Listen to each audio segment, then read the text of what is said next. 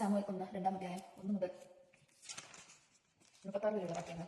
ഹന്നയുടെ കീർത്തനം. ഹന്ന ഇങ്ങനെ പ്രാർത്ഥിച്ചു: എന്റെ ഹൃദയം കർത്താവിൽ ആനന്ദിക്കുന്നു, എന്റെ ശിരസ് കർത്താവിൽ ഉണർന്നിരിക്കുന്നു, എന്റെ അധരം ശത്രുക്കളെ പരിഹസിക്കുന്നു. എന്നാൽ അവിടുത്തെ രക്ഷയിൽ ഞാൻ ആനന്ദിക്കുന്നു. കർത്താവിനെ പോലെ പരിശുദ്ധനായി മറ്റാരുമില്ല, കർത്താവല്ലാതെ മറ്റാരുമില്ല. നമ്മുടെ ദൈവത്തെ പോലെ സുസ്ഥിരമായ ഒരു ആശ്രയവുമില്ല. അഹന്തയുടെ മേലിൽ സംസാരിക്കരുത്, നിന്റെ നാവിൽ നിന്ന് ഗർവ് പുറപ്പെടാതിരിക്കട്ടെ. കാരണം കർത്താവ് സർവ്വജ്ഞാനിയായ ദൈവമാണ്. പ്രവൃത്തികളെ വിലയിരുത്തുന്നത് അവിടെ നിന്നാണല്ലോ. വീരന്മാരുടെ വില്ലുകൾ തകരുന്നത് ബലഹീനരാകട്ടെ ശക്തി പ്രാപിക്കുന്നു. സുഭിക്ഷം അനുഭവിക്കുന്നവർ ആഹാരത്തിനായി കൂലിപ്പണി ചെയ്യുന്നു. വിശപ്പ് അനുഭവിച്ചുകൊണ്ടിരിക്കുന്നവർ സംതൃപ്തി അടയുന്നു.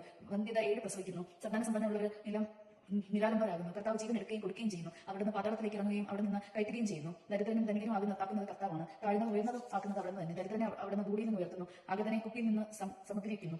അങ്ങനെ അവരെ പ്രഭുക്കന്മാരോടൊപ്പം ഇരുത്തി ഉന്നത സ്ഥാനങ്ങൾക്ക് അവകാശികളാക്കിയിരിക്കുന്നു. ഭൂമിയുടെ അതിർത്തോണുകൾ കർത്താവിന്റേതാണ്, അതിന്റെ മേൽ അവിടുന്ന് ലോകത്തെ ഉറപ്പിച്ചിരിക്കുന്നു. തന്റെ വിശ്വസ്തയുടെ പാദങ്ങളെ അവിടുന്ന് കാക്കുന്നു. ദുഷ്ടന്മാർ അന്ധകാരത്തിൽ ഉപേക്ഷിക്കപ്പെടുന്നു, ശക്തിയാൽ ആരും പ്രബലനാകുന്നില്ല. കർത്താവ് പ്രതിയോഗികളെ ചിഹ്നഭിന്നമാക്കുന്നു, അവർക്കെതിരെ ആകാശത്തിൽ ഇടിമുഴക്കുന്നു. അവിടുന്ന് ഭൂമിയെ മുഴുവൻ വിധിക്കും, തന്റെ രാജാവിന് ശക്തി കൊടുക്കും, തന്റെ ആവശ്യത്തിന് ശിരസ് ഏറിമാറാകും. അനന്തരം എല്ലാക്കിനെ റമായിലുള്ള തന്റെ ഭവനത്തിലേക്ക് മടങ്ങി. ബാലനായ സാമുവേലാകട്ടെ പുരോഹിതനായ ഏലിയുടെ സാന്നിധ്യത്തിൽ കർത്താവിനെ ശുശ്രൂഷ ചെയ്തിരുന്നു. ഏലിയുടെ പുത്രന്മാർ ദുർമാർഗികളും കർത്താവിനെ ബഹുമാനിക്കാത്തവരുമായിരുന്നു. ജനതകളിൽ നിന്ന് പുരോഹിതന്മാർക്ക് ലഭിക്കേണ്ട വിഹിതത്തെ സംബന്ധിക്കുന്ന നിയമം അവർ മാനിച്ചില്ല. ആരെങ്കിലും ബലി അർപ്പിച്ച മാംസം പാകം ചെയ്യുമ്പോൾ പുരോഹിതന്റെ കൃത്യം പാത്രത്തിൽ മുപ്പില്ല് കൊണ്ട് കുത്തി അതിൽ കിട്ടുന്നത് മുഴുവൻ പുരോഹിതന് വേണ്ടി എടുത്തിരുന്നു. ഷീലോയിൽ വന്നിരുന്ന ഇസ്രായേൽക്കാരോടെല്ലാം അവർ ഇപ്രകാരമാണ് പ്രവർത്തിച്ചത്. കൂടാതെ മേധസ് ദഹിപ്പിക്കുന്നതിന് മുമ്പ് തന്നെ ബലി അർപ്പിക്കുന്നതിനോട് പുരോഹിതന്റെ ഭൃത്യൻ വന്ന് പറയും: പുരോഹിതന് വേണ്ടി പാകം ചെയ്യാൻ കുറെ മാംസം തരിക, പച്ച മാംസം അല്ലാതെ വേവിച്ചത് അദ്ദേഹം സ്വീകരിക്കില്ല. ആദ്യം മേധസ് ദഹിപ്പിക്കട്ടെ, എന്നിട്ട് നിങ്ങൾക്ക് ഇഷ്ടമുള്ളത് എടുക്കാമെന്ന് തടസ്സം പറഞ്ഞാൽ പോരാ, ഇപ്പോൾ തന്നെ വേണം, അല്ലെങ്കിൽ ഞാൻ ബലം പ്രയോഗിച്ചെടുക്കുമെന്ന് അവൻ മറുപടി പറയുമായിരുന്നു. ഏലിയുടെ പുത്രന്മാരുടെ പാവം ദേവസന്നിധിയിൽ ഗുരുതരമായി തീർന്നു. അത്ര അശ്രദ്ധയോടെയാണ് അവർ കർത്താവിനുള്ള അർച്ചന വീക്ഷിച്ചത്.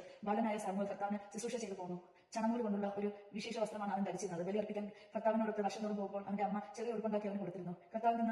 കർത്താവിനെ സമർപ്പിച്ച ഈ കുട്ടിക്ക് പകരം ആ സ്ത്രീയിൽ നിന്ന് തന്നെ വേറെ സന്താനങ്ങളെയും ദൈവം നൽകട്ടെ എന്ന് എല്ലാക്കിനെയും ഭാര്യയെയും ഏലി അനുഗ്രഹിച്ചിരുന്നു. പിന്നീട് അവർ വീട്ടിലേക്ക് പോകും. കർത്താവ് എന്നെ കടാക്ഷിച്ചു. അവൾ ഗർഭം ധരിച്ച് 3 പുത്രന്മാരെയും 2 പുത്രിമാരെയും പ്രസവിച്ചു. ബാലനായ സാമുവേലാകട്ടെ കർത്താവിന്റെ സന്നിധിയിൽ വളർന്നു വന്നു. ഏലി വൃദ്ധനായി. തന്റെ പുത്രന്മാർ ഇസ്രായേൽ ചെയ്തിരുന്നതെല്ലാം അവൻ കേട്ടു. സമാഗമന കൂടാരത്തിന്റെ പ്രവേശന കവാടത്തിൽ ജോലി ചെയ്തിരുന്ന സ്ത്രീകളോടൊത്ത് അവർ ക്ഷയിച്ചിരുന്ന വിവരം അറിഞ്ഞു.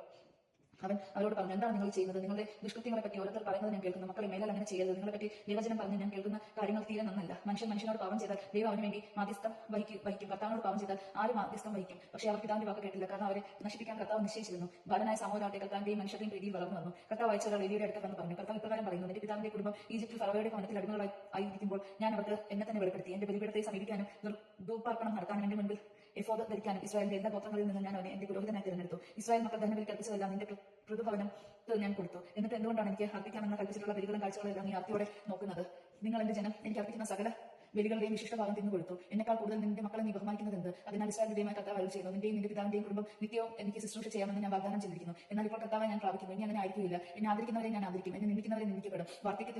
വാർദ്ധക്യത്തിലെത്താൻ ആർക്കും ഇടയാകാത്ത വിധം നിന്റെയും നിന്റെ കുടുംബത്തിന്റെയും ശക്തി ഞാൻ ക്ഷയിപ്പിക്കുന്ന ദിവസം ഇത് അടുത്തിരിക്കുന്നു. ഇസ്രായേൽ ജനത്തിൽ മറ്റുള്ളവർക്ക് ഞാൻ നൽകുന്ന അനുഗ്രഹങ്ങൾ കണ്ട് നിങ്ങൾ അസ്വസ്ഥരാകും, അസൂയ ആൾക്കാരാകും. പക്ഷേ നിന്റെ കുടുംബത്തിൽ പ്രായം ചെന്നവരായി ഭൂമിയിൽ ആരും ഉണ്ടാവുകയില്ല. നിങ്ങളിൽ ഒരുവൻ ഞാൻ ബലിപീഠത്തിൽ നിന്ന് വിച്ഛേദനം ചെയ്യുകയില്ല. കണ്ണീർ കൊണ്ട് അവന്റെ കാഴ്ച വന്നു ഹൃദയം ഉരുകയും ചെയ്യും. നിന്റെ സന്താനങ്ങൾ വാളിനിരയാകും. നിന്റെ പുത്രന്മാരായ ഫോഫിനെയും ഫീനെഹാസും ഒരേ ദിവസം തന്നെ മരിക്കും. ഇത് നിനക്ക് അടയാളമായിരിക്കും. എനിക്ക് വേണ്ടി വിശ്വസ്തനായ ഒരു പുരോഹിതനെ ഞാൻ തിരഞ്ഞെടുക്കും. എന്റെ ഹൃദയ അഭിലാഷം അനുസരിച്ച് അവർ പ്രവർത്തിക്കും. അവന്റെ കുടുംബം ഞാൻ നിലനിർത്തും. എന്റെ അഭിഷേകത്തിന്റെ സന്നിധിയിൽ അവർ നിത്യവും ശുശ്രൂഷ ചെയ്യും. നിന്റെ കുടുംബത്തിൽ അവശേഷിക്കുന്നവരെല്ലാം ഒരു വെള്ളിക്കഷ്ണം ഒരു കഷ്ണം അപ്പത്തിന് വേണ്ടി അവനോട് യാചിച്ചുകൊണ്ട് പറയും: ഒരു കഷ്ണം അപ്പം ലഭിക്കാത്തതിന് എന്നെ ഏതെങ്കിലും ഒരു പൗരോഹിത പ്രവൃത്തിക്ക് ചേർക്കണമെന്ന്. ദൈവജനമാണ് നാം കേട്ടത്. നമുക്ക് ദൈവത്തെ സ്തുതിക്കാം. ക്രിസ്തുവിനെ സ്തുതി.